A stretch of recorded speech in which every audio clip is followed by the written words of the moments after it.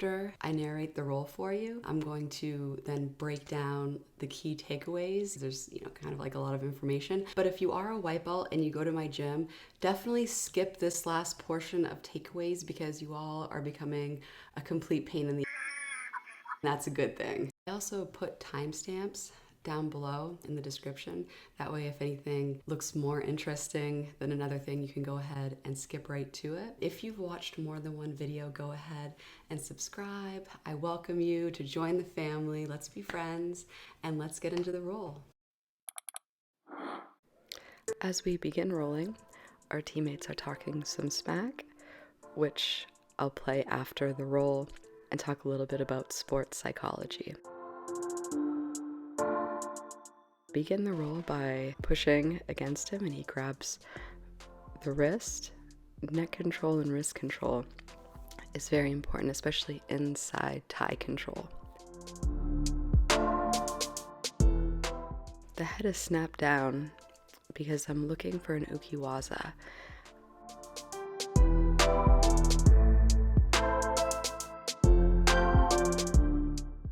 I have twinkle toes because I'm trying to figure out which leg to stick out. In this instance, he ends up breaking my grip.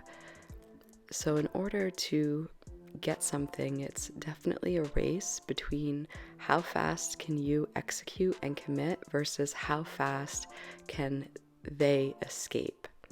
Now Johnny goes for an arm drag and I do something I hardly ever do. I do not post my forearm on his neck, and this allows him to get an underhook. And he has this beautiful knee tap. Johnny kills it with the knee taps.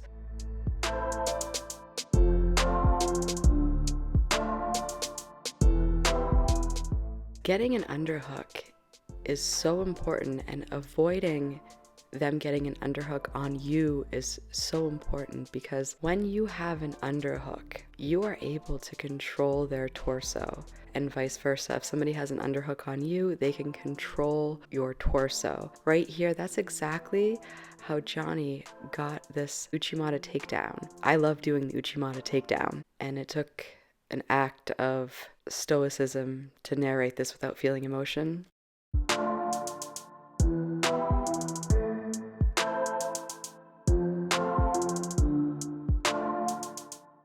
Right now I'm going for a guillotine.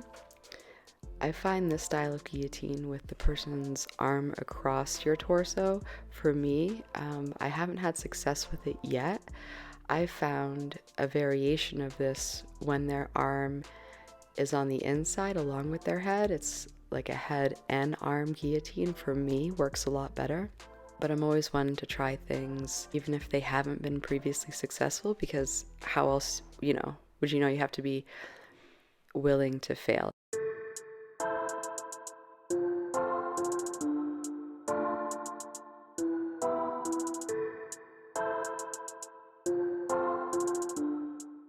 I like failing in a blaze of fucking glory. And failing is exactly what this guillotine is doing right here. I butt scoop back, I hit back because I know I'm gonna bail on the guillotine and I want to be able to get my legs in front of me. That way I can replace guard.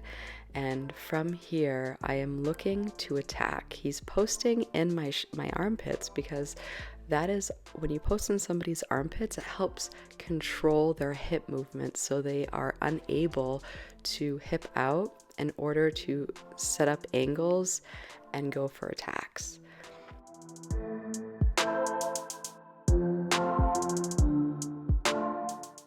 Right now I am inching up Johnny's torso because I'm trying to set up a triangle. This is a trick I learned from a brown belt.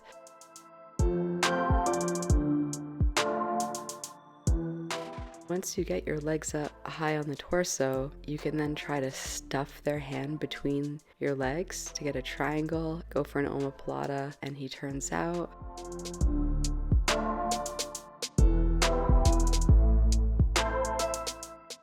Now I'm going for a backdoor armbar as Johnny is trying to pull his arm out past the hip line. Anybody that's on your backside like this, like you want to turn and face them, that way they don't take your back.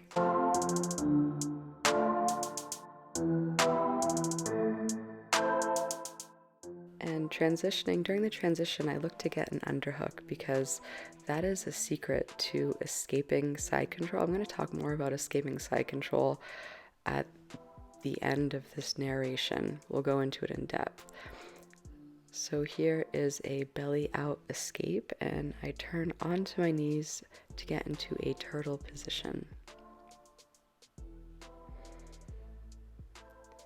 I go for a toe pick. So I'm looking to grab Johnny's toe and pull, and he spins around me and does this move that I've never had done to me before. So anytime somebody does something new to me, like I bursted out laughing and I went like, ooh, that was nice, because it's always exciting to see and feel new jiu-jitsu. Here I pull on his shoulder. I think I was trying to do like a headlock escape.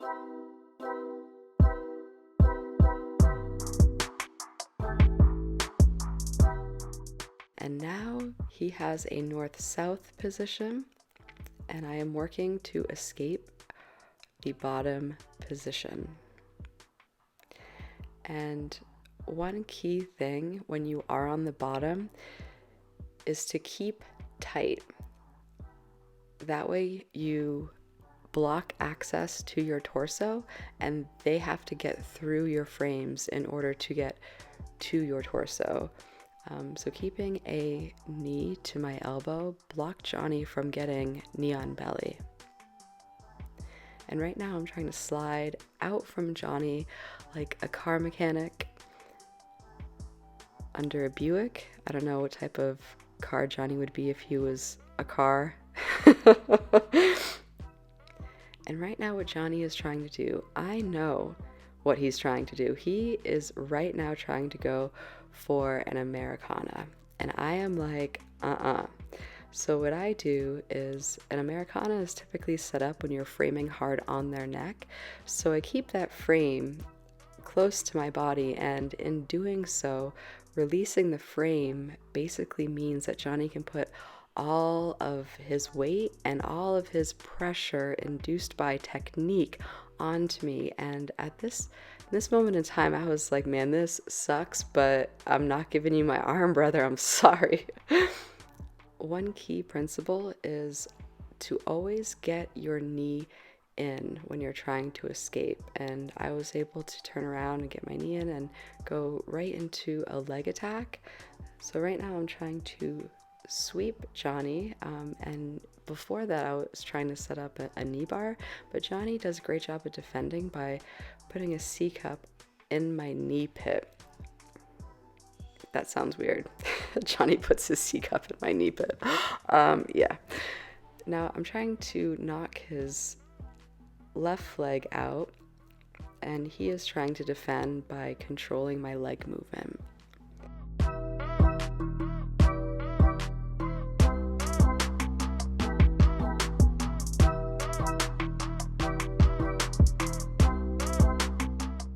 And right here I prevent him from taking my back by blocking with my right arm, and he defends me taking his back by rolling through. Now I typically like to use that momentum to get past the legs and do a throw by, and right now I'm trying to back step high, that way I can get rid of this sticky hook. And he moves to put me in a butterfly position, and to defend getting swept in this position, I try to get as high as possible and keep a good base.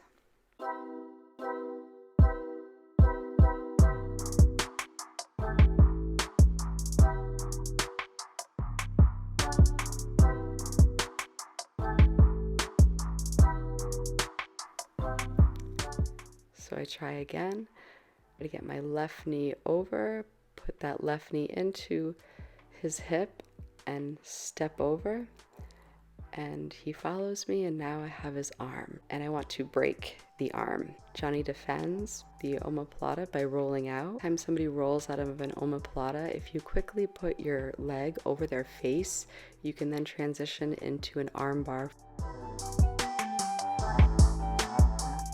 In order to defend this, Johnny is doing a very good job. Right now he's doing the hitchhiker escape. He's doing a good job of keeping his thumb down. That way he's turning his arm such that my hip strength to break it is in line with the joint bending.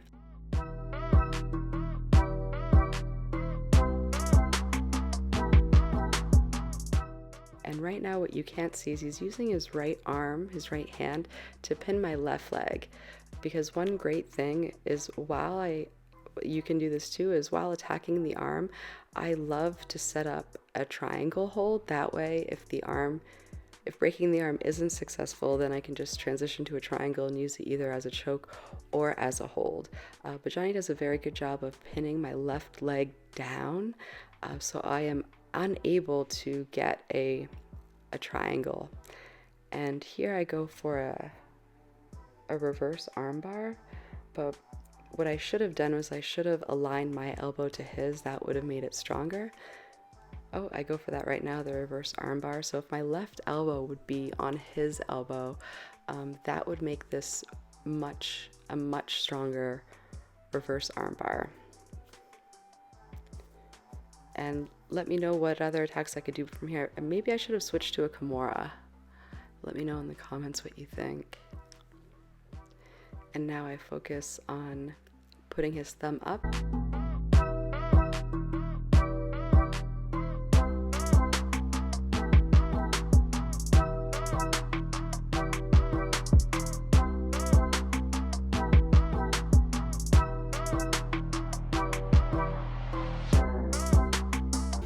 That's a nice gimbal. It's a nice gimbal. That's what it is. There's this quote from The Art of War that talks about if you know yourself but not the enemy, you are going to have a 50% chance of winning. If you know the enemy but not thyself, you'll have 50% chance of winning. But if you know both yourself and the enemy, then you're guaranteed to win battle after battle. I've definitely learned something about myself, and maybe you want to think about your sports psychology as well, because it's beneficial. Before this roll started, one of my teammates said to Johnny, "All right, don't give him a break. Yeah, go roll with Johnny." He said that because of data collection that he had. That messed with me. For me, it feels safer to be underrated because that's what I'm used to. So then it gives me something to push against, oh, what, you think I can't do it? Watch this. That gets me fired up as soon as somebody is like, oh, we believe in you. You can do this. You're gonna do this. I know you can. Then it's like, wait a minute, freaking me out. Can you just tell me I can't do it so I can just go and fight? I love positive affirmations in my work, in my personal life. But when it comes to fight language, I do well off of politely veiled misogyny telling me that I can't do something because of my size or because I'm a woman. I feed off of that. Look, you're gonna need to train for 7 years before you're able to take on a white belt guy in a fight. Those internet comments just, I could train until I'm 90. I used to think that anger was bad, but it's interesting to see that nothing is neither good nor bad. For example, if you look at the scale of emotions, anger is a better feeling than helplessness. At one point, helplessness is felt, then anger is actually better than feeling helpless, and it can the emotions can then be scaled. One principle that is super effective and is relevant to more than one position is to be able to keep your knee touching your elbow. If you are ever on your back and somebody is trying to gain access to control your torso, for example, if they're trying to get side control, if they're trying to get knee on belly, they're trying to control your torso. And when you have your elbow and knee touching, you are preventing them to get access to your torso. So that can prevent a lot of BS from happening to you if you think, okay, knee and elbow together, because then even if you're rolling with somebody bigger, stronger, heavier, they're resting on your bones, they're resting on the frame that your bones are creating. So it doesn't take a lot of strength to hold that position because it's your bones that are taking the weight. And that being said, when you're on the bottom, the minute I removed my right hand frame from Johnny's neck in order to avoid the being set up, because if you have a hard frame in their neck, that's a setup for them to then do an Americana.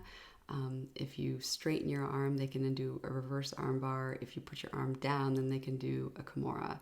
So in order to prevent that series from even happening, because I knew he was gonna go for that, I kept my arm tucked close to me, not in his neck. And because of that, that allowed him to put full pressure on me. And oh my God, pressure is that wonderful invisible force that is just brutal.